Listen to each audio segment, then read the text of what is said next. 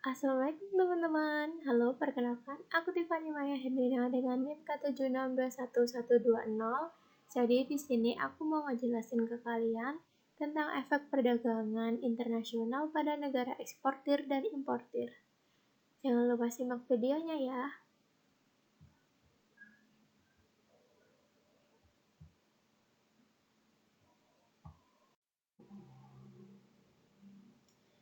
Jadi yang pertama aku mau ngejelasin tentang efek perdagangan internasional pada negara eksportir. Jadi di sini ada contoh sebuah kurva penjualan jaket ya teman-teman.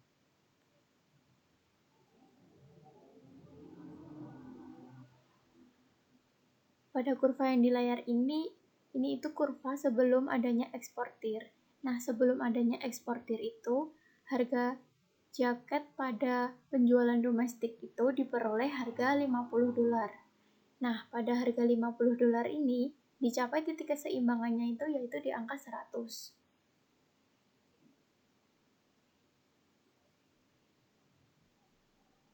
Nah, sebelum adanya ekspor, surplus konsumen itu didapat pada bidang A dan bidang B. Sedangkan untuk surplus produsen itu didapat pada bidang C.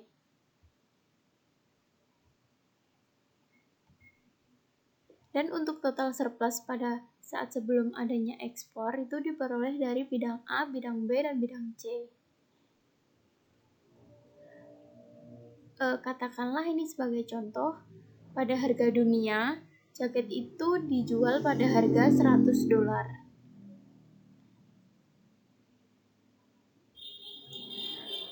Nah, pada harga $100 ini, negara itu melakukan ekspor.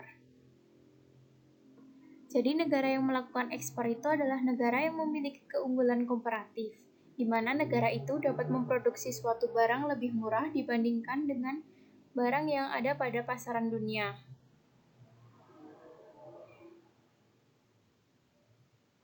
Nah, apabila suatu negara itu melakukan eksportir, berarti harga dalam negara tersebut juga meningkat. Jadi harga domestik itu juga meningkat. Pada saat harga itu meningkat menjadi $100, maka supply-nya itu turun menjadi 80 atau HIS-nya itu turun menjadi 80. Maksud saya HID-nya itu turun menjadi 80. Nah, untuk HIS-nya itu bertambah menjadi 120.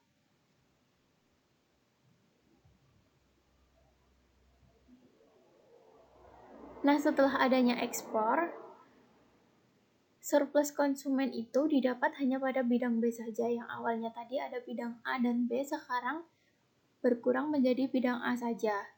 Dikarenakan yang semulanya harga itu pada angka $50, tetapi naik menjadi $100.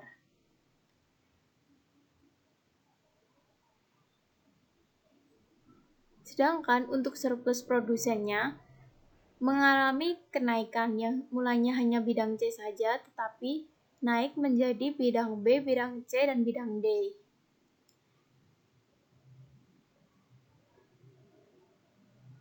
Nah, pada bidang D ini dapat dikatakan itu sebagai ekspor, karena rentang dari 80 hingga 120. Diperoleh angka 40. Nah, 40 ini merupakan jumlah barang yang akan diekspor dari negara tersebut ke negara lain.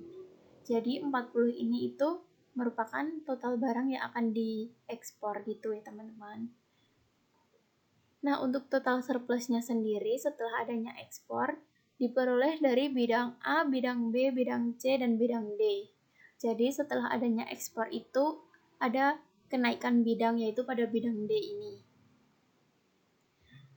Nah, dapat disimpulkan pada saat terjadi ekspor itu, para konsumen lebih dirugikan karena semula mereka membayar pada harga domestik yaitu $50, tetapi karena pemerintah melakukan ekspor, jadi harga domestik itu pasti akan naik mengikuti harga pada perdagangan internasional. Jadi pada harga $100 ini, yang semulanya konsumen hanya membayar 50, sekarang naik menjadi pada harga $100.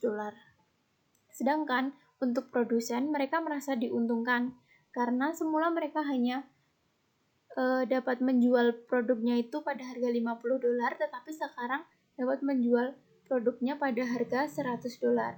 Dan surplus produsen sendiri ada penambahan bidang juga.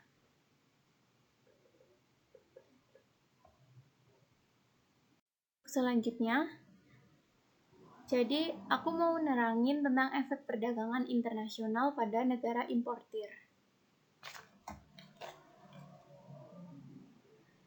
Jadi di sini juga ada contoh grafik.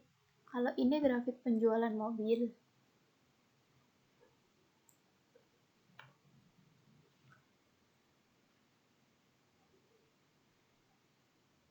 Untuk harga sama kuantitasnya masih sama ya teman-teman. Nah, di sini ada harga keseimbangan yaitu $50 dan kuantitas keseimbangannya itu $100.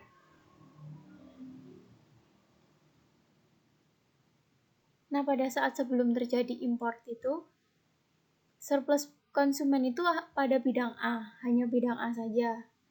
Tetapi surplus produsen terdapat pada bidang B dan bidang C. Untuk total surplusnya dapat diperoleh dari bidang A, bidang B, dan bidang C. Nah, dalam suatu negara itu diimpor sebuah mobil. Kenapa suatu negara itu mengimpor sebuah mobil dari luar negeri? Karena mobil yang diproduksi negara importir tersebut tidak memiliki keunggulan komparatif. Nah, apa sih keunggulan komparatif itu? Jadi, keunggulan komparatif itu kemampuan dari suatu negara untuk memproduksi barang lebih murah dan lebih unggul dari negara-negara lain. Nah, jadi untuk negara importir, mereka tidak memiliki keunggulan komparatif atau mereka tidak dapat memproduksi mobil lebih murah dari negara lain. Maka dari itu, dari negara importir itu mereka memilih untuk melakukan impor mobil tersebut. Ketika negara tersebut melakukan impor, biasanya harga pasaran mobil di pasar perdagangan internasional itu kita ibaratkan pada angka $30. Nah, apa yang akan terjadi pada angka $30 ini? Yang akan terjadi adalah kan di negara yang tadi jual barangnya itu di harga $50, sedangkan harga pasaran itu dijual pada harga $30, mau tidak mau pastikan produsen itu mengikuti harga internasional. Nah, sehingga produsen itu sedikit rugi ya teman-teman. Ketika negara itu melakukan import, yang terjadi adalah orang yang menjual mobil di negara tersebut menjadi tidak laku. Karena kan harganya jadi lebih mahal daripada harga barang import. Nah, itu akan terjadi penurunan supply. Yang semulanya tadi kan 100. Nah, pada harga 50 ini setelah terjadinya import, pasti kan orang-orang lebih memilih pada harga 30 atau harga dunia ini. Nah, pada harga 50 ini supply-nya itu turun menjadi 80. Sedangkan untuk quantity demand-nya itu naik menjadi 120, yang semulanya hanya 100, titik keseimbangan 100, pada harga 30 ini naik menjadi 120 quantity demand-nya. Jadi ada rentang di antara 80 hingga 120 ini, yaitu pada angka 40. Nah, 40 ini dapat dikatakan impor. Jadi maksudnya itu jumlah yang akan diimpor oleh negara tersebut berjumlah 40. Nah, jadi setelah adanya impor, surplus konsumen itu bertambah. Yang semula tadi kan hanya pada bidang A, sekarang bertambah ada bidang A, bidang B, dan bidang D. Sedangkan surplus produsen berkurang, yang semula ada bidang B dan bidang C sekarang hanya menjadi bidang C saja. Karena kan tadi produsen itu menjual pada harga 50, sedangkan harga dunia hanya pada harga 30. Jadi mau tidak mau produsen harus menurunkan harganya. Jadi mereka hanya mendapat surplus pada bidang C ini.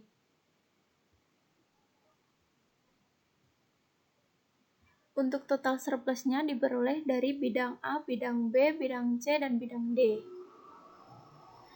Nah, kalau ekspor tadi lebih menguntungkan produsen, kalau impor ini lebih merugikan ke produsen. Karena kalau impor ini produsen yang semulanya menjual barang di harga $50, tetapi mau tidak mau sekarang harus menjual di harga $30 dikarenakan harga $30 ini merupakan harga pada perdagangan internasional.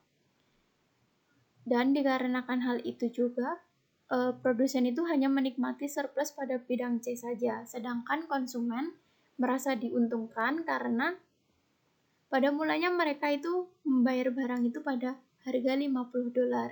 Tetapi karena harga pada perdagangan internasional $30, jadi mereka hanya membayar $30 saja dan mereka menikmati surplus pada bidang A, bidang B, dan bidang D. Jadi kurang lebih seperti itu ya teman-teman. Mungkin mohon maaf apabila dalam menerangkan saya ada salah. Cukup sekian yang dapat saya sampaikan. Kurang lebihnya saya mohon maaf. Wabillahi taufiq wal hidayah. Wassalamualaikum warahmatullahi wabarakatuh.